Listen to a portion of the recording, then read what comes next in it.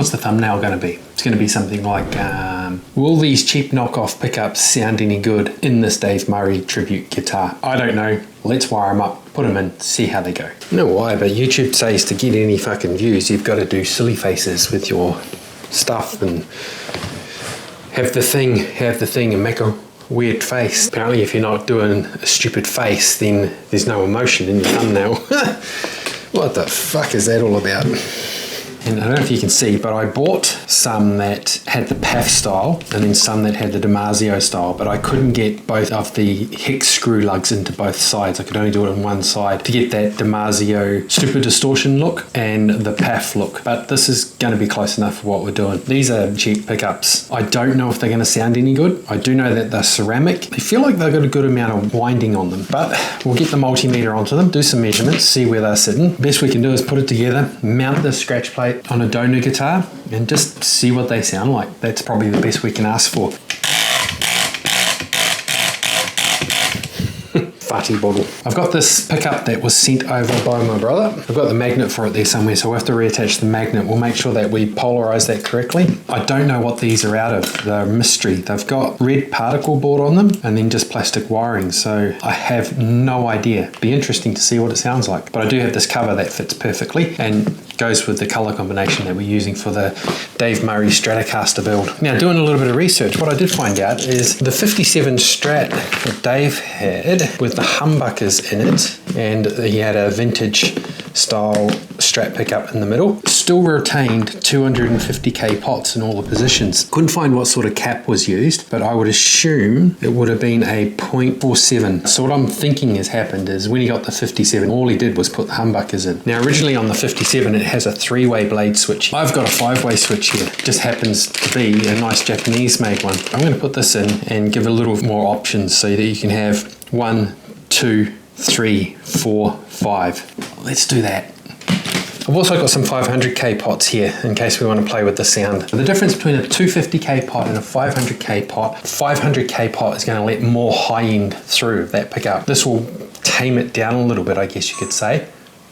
That's a battery already. So I forgot where I was at.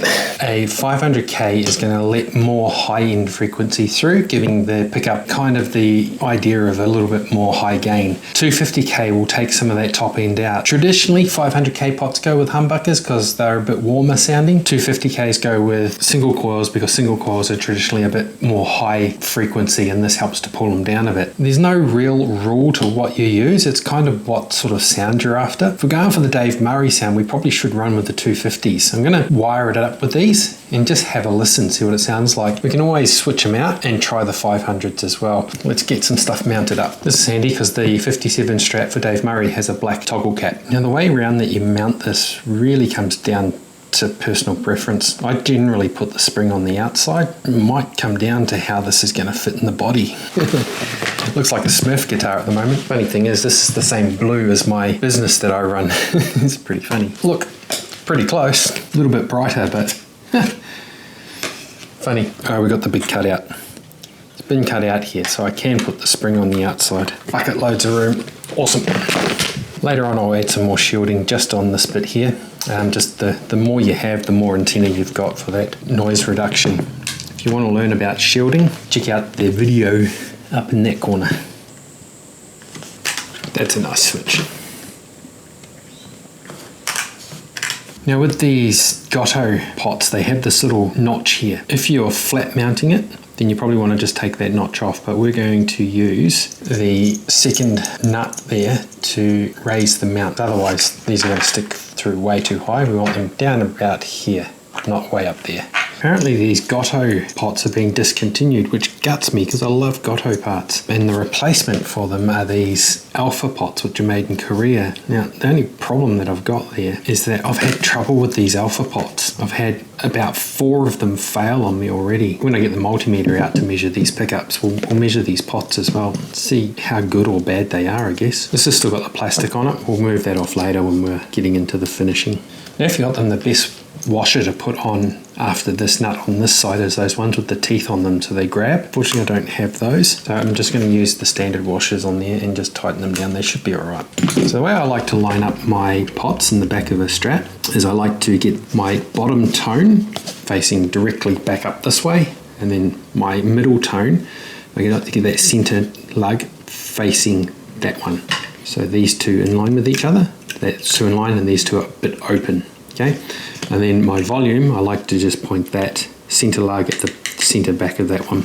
That gives me sort of a nice flow on through. You can line them how you want, but this is just the way I do it. Alright, so before we wire that up, let's get these pickups in. What way up do they go, you ask? Well, it doesn't really make too much of a difference, but traditionally you have your screw pieces facing outways. So this one will go like that, and this one will go like that. Alright, got to drill them out. I'll be back.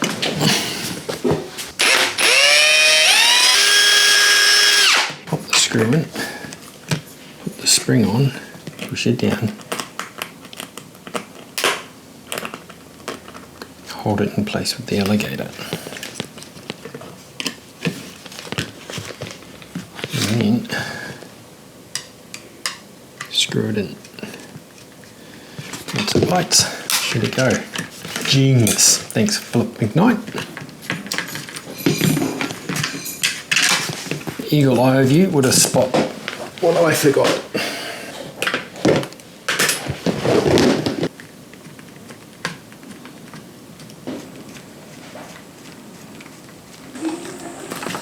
Oh, I put it around backwards. So we'll just say that I was test fitting that. Oh fuck this, I'm going to get a drill. Oh, it's so much fucking easier. Don't know why the fuck I'm pissing around with a screwdriver for.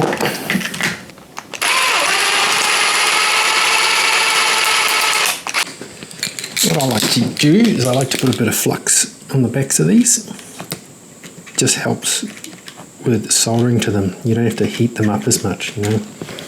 Otherwise you gotta heat that connection up way too hot.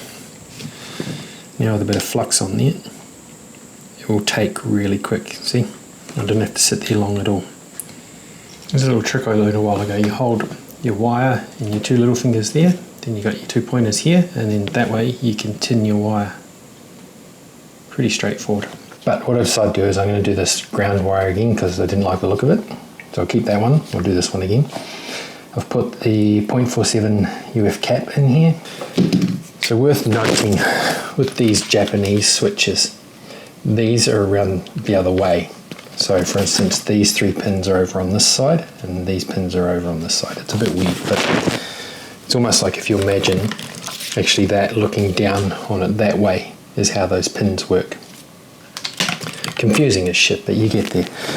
So at the moment we've got pin 1 on this pot goes up to here, which is bridge, middle, neck. So that'll be middle, and then this guy here goes to neck. Yeah, so you got, well, like I said, neck and middle, and there's nothing for bridge. Now to fix that, what you would do is on the middle one, you could run a jumper across to the bridge pickup. So then you'd have middle and bridge controlled. I'm going to switch it a bit. I want to control neck and middle and then bridge on its own. Now it's getting messy. So what I'm going to do, this one here, I'm going to move to here, which will be bridge. And then this one will go to here, and I'll jumper these two, which will make that neck and middle. I'm also going to put here a treble bleed. So we'll have a cap and a resistor. And I've got here,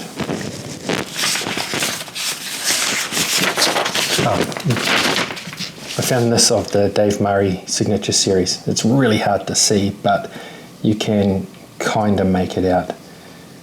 And it kind of matches up with this. This is the Seymour Duncan wiring. The only difference is Damasio, Fender, Damasio. And this is the later one where it's got the single coil size humbuckers and the Seymour Duncans, but the wiring is generally the same, 250k pots, 0.47 cap.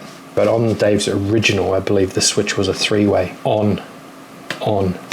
That being said, the treble bleed. So having a look here, I'd like to do the Damasio one here, which is a 560 picofarad cap. and a 300k ohm resistor. Now I've got 150k ohm resistor and I've got the 560 picofarad. So I'm going to put those ones together and just see what it sounds like. The idea of the treble bleed is when you turn this volume down, what happens, if you think about this, the signal comes into here and then goes through this and then comes out of here. When you turn that down, it limits the amount of signal that gets pushed out of here. So it goes from being 250k, pulls it all the way back down to 0. What this is going to basically do is create a shortcut for the high frequencies. When you roll this off, the high frequencies can take a shortcut through here and go straight out, and all of the low and muddy stuff in here gets turned down.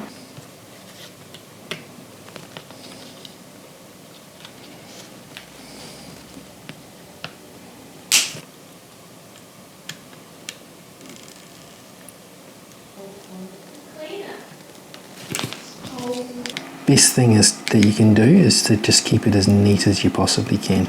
With running all of these earths, this is a passive circuit, so you can't actually create what's called a ground loop in a passive circuit. It just doesn't exist. So you can run as many grounds as you like. The only thing is though, is if you run heaps of bendy grounds, then you do run the risk of picking up extra noise. So keep everything nice and neat so that you don't have this sort of thing. I'm going to cut these shorter so that there's less wires equaling less noise. Ground wire. Now there'll be one that will go to the output jack, and there'll also be one that goes to the claw behind the bridge. See the output jack on here. See if this actually works. Shield will be ground. Center will be live. So in bridge we've got 14.6. In 2 we've got 3.9. Center we've got 5.2. In 4 we've got 3.3, on neck we've got 8.9. Everything's about right. Let's try the old tap test now that we've got a reading. Ooh, makes a fair bit of noise. So this should be tone here.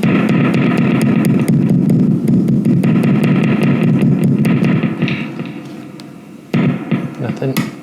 Go to here, tone, and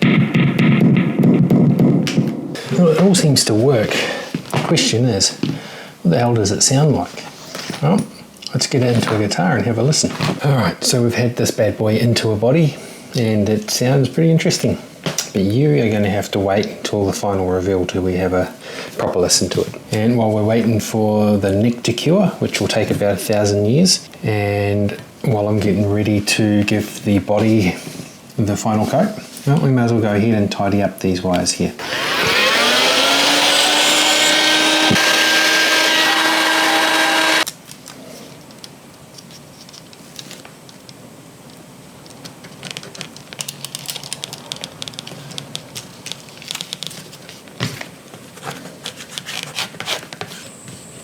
Alrighty, there we go guys, a nice finished scratch plate. Last thing I will do here is I'll put a Rising Sun Guitar Mods decal on the inside of there and date it as well. If you want to hear how this beast sounds, stick around for the rest of the series. Hit a subscribe and hit that bell notification so you can see when the next one's out. If you want to leave me some comments, please do. What would you have done differently? What sort of things would you have tried in here?